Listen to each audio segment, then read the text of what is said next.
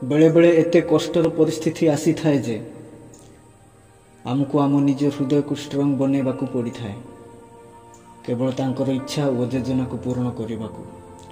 हुए तो आपण ईश्वर को ऊपर दुख करि से ही मुहूर्त रे कहीं आपण जानि नाहंती आपण को पई ठीक विषय कोटा किंतु ईश्वर जानिछंती आपण को पई उत्तम विषय कोन अटे आ परमेश्वर ताहा करिया पई चाहुछंती। जिरिमिया को परमेश्वर कहिले मु ऑलरेडी स्वर्ग रे ही तुम पई प्लान बनै अछि तुमको खेती रे पकइबा को नहे किंतु तुमको समृद्धि करबा को एक सुंदर भविष्य देबा को। शैतान केबे भी चाहिबो नाही जे आपण ईश्वर को इच्छा को तांकर योजना को जानंतु बोली कहीं ना शैतान जानी अछि जेबे आपण ईश्वर इच्छा को और योजना को जानिबे और से अनुसार कार्य करिवे आपण को ठारू दुख दूर होबो सेबे आपणकर जीवन सुखमय हेबो आपणकर चिंता खुशी रे बदली जीवो आपणकर लुह हस रे बदली जीवो कठिनमय जीवन एक उत्तम जीवन रे परिवर्तित हेबो। आ शैतान केबे भी चाहि न थाए जे आमे सुखमय जीवन यापन करू बोली आम लाइफ पई आमर भविष्य पई आमे जहाँ भी डिसीजन नहीं थाउ ताहा सब बेले ठीक होई न थाए आमे सेमिति प्रकार डिसीजन नहीं थाउ जेमिति हमको ठीक लागु थाए किंतु प्रकृत रे सेटा आम पई ठीक होई न थाए ताहा आमे सेते बेले जानु जेबे आमे भविष्य रे पहुंची थाउ आ बेले बेले जीवन सारा मथि आमे पछतई थाउ केवल आमर भूल डिसीजन।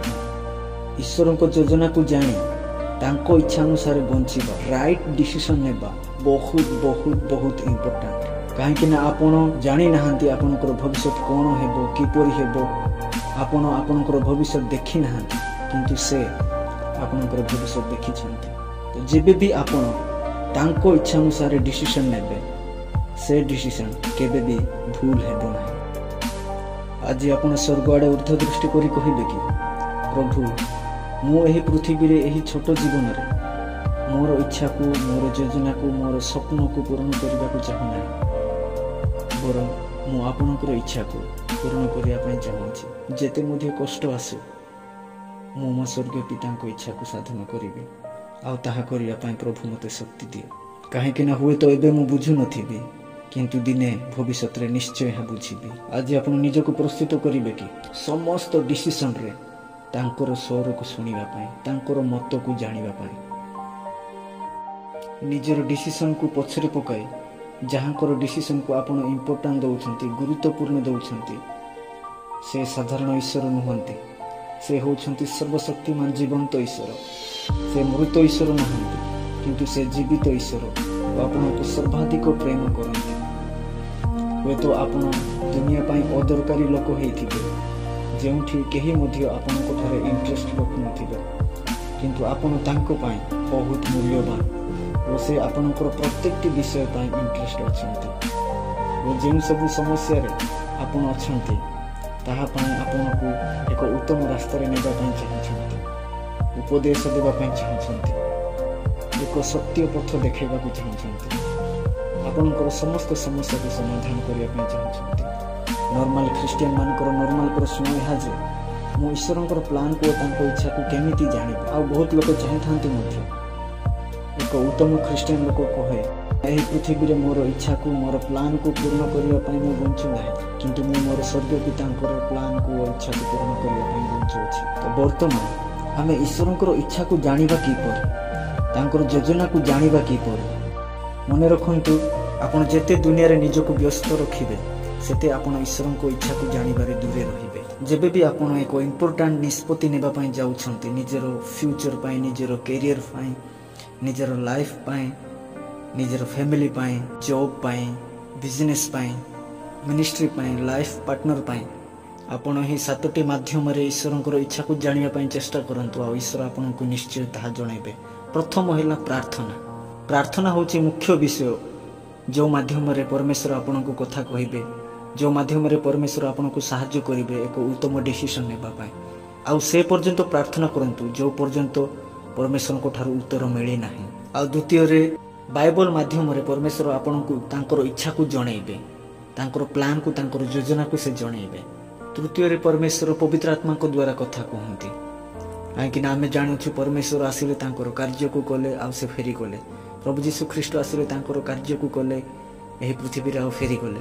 ବର୍ତ୍ତମାନ ପବିତ୍ର ଆତ୍ମା ଅଛନ୍ତି ଏହି ପୃଥିବୀରେ।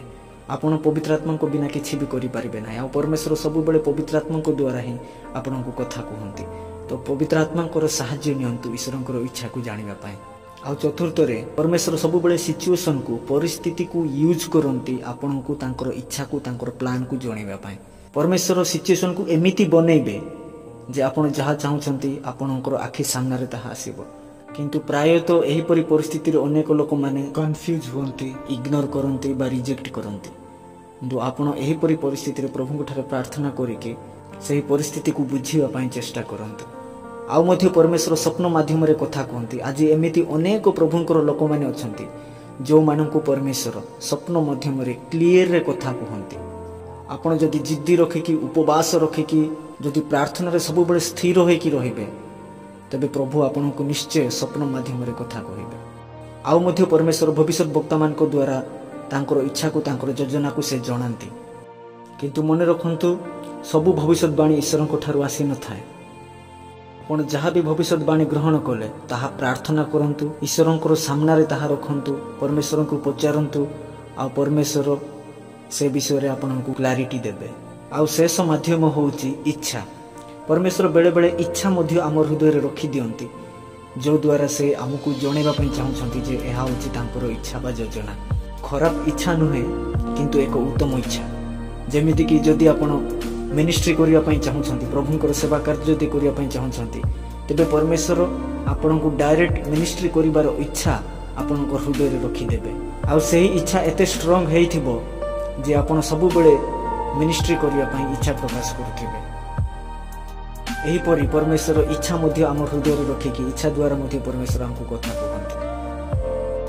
ପରମେଶ୍ୱର ଆପଣଙ୍କୁ ଏତେ ସ୍ନେହ କରନ୍ତି ଯେ ସେ ପ୍ରତ୍ୟେକଟି ମୁହୂର୍ତ୍ତରେ ସେ ଆପଣଙ୍କ ସହିତ ଅଛନ୍ତି। ଆଉ ସେ ପ୍ରତ୍ୟେକଟି ବିଷୟ ପାଇଁ ସେ ଆପଣଙ୍କୁ ଏକ ଉତ୍ତମ ମାର୍ଗରେ ନେବା ପାଇଁ ଚାହୁଁଛନ୍ତି, ଏକ ଉତ୍ତମ ପଥରେ ସେ ଗଡ଼େଇ ନେବା ପାଇଁ ଚାହୁଁଛନ୍ତି।